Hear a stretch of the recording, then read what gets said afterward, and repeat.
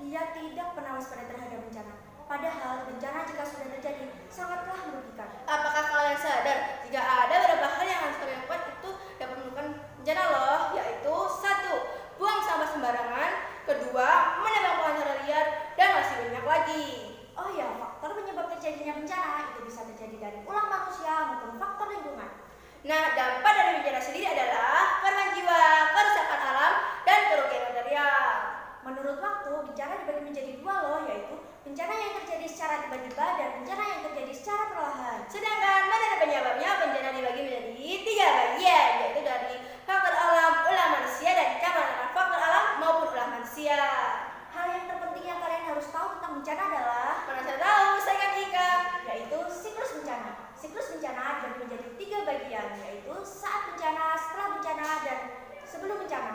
Nah, ada beberapa hal yang harus kalian lakukan sebelum bencana, yaitu 1. Kesiapsiagaan. Apa itu kesiapsiagaan? Kesiapsiagaan adalah upaya meningkatkan respon cepat dan tepat terhadap bencana.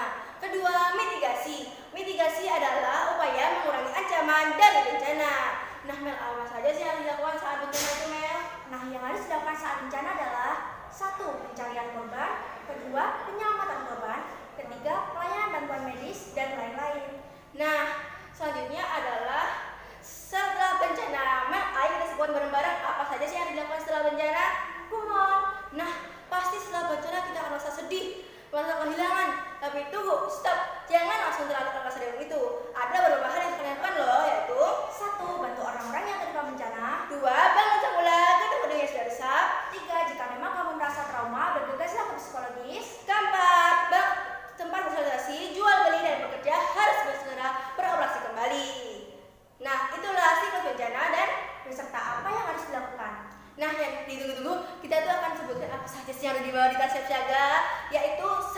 Obat-obatan ringan, 2. Kotak P3K. 3. Makanan dan minuman, 4. Senter peluit dan korek api. 5. Selimut, pakaian ganti dan peralatan mandi, 6. Alas kaki dan kantong kresek. 7. Radio untuk sumber berita maupun hiburan, 8. Handphone dan power bank. 9. Data-data atau berkas-berkas yang penting. Nah, apakah kalian tahu jika tahun 2020 ini tepatnya pada 6 April saudara kita yang berada di Nusa Tenggara Timur tertimpa bencana, yaitu banjir, angin topan, dan masih banyak lagi. Sedih sekali bukan? Kalau begitu, mari kita lebih memahami apa sih banjir itu. Banjir merupakan meluapnya air yang mengenangi permukaan tanah yang melewati batas termal. Nah, penyebab dari banjir sendiri adalah 1. Gempa yang menyebabkan tsunami, 2. Pendangkalan dasar sungai, 3. adalah pembuangan sampah secara sembarangan, dan masih banyak lagi. Oh ya, akibat dari bencana antara lain 1. Hanyutnya benda ternak manusia sekaligus bangunan-bangunan. 2. Munculnya penyakit. 3. Korban harta maupun nyawa, dan lain-lain. Nah, ya selanjutnya adalah siklus banjir. Siklus banjir dibagi menjadi 3 bagian, yaitu sebelum banjir, saat banjir, dan setelah banjir. Nah, ada beberapa hal yang kalian lakukan sebelum banjir, yaitu 1. Pastikan tempat kalian tidak rawan banjir. 2. Siapkan tempat penampungan air bersih. 3. Selalu siap dan siaga. 4. Pastikan tahu tanda-tanda banjir itu apa saja sih. Nah, lanjut ke segmen saat banjir. Apa sih yang harus dilakukan saat banjir? Apa tuh? Yaitu 1. Tenang, jangan panik. Coba langsung matikan kompor dan aliran listrik. 2. Pindahkan barang-barang ke tempat yang lebih tinggi.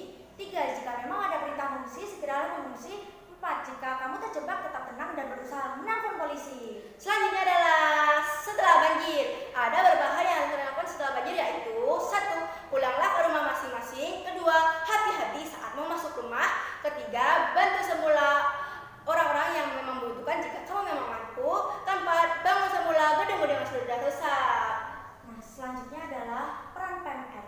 Apa sih peran PMR pada bencana? Apa tuh? Yaitu sebagai memberikan dukungan kepada teman sebaya untuk meningkatkan hidup sehat dan kegiatan bakti sosial.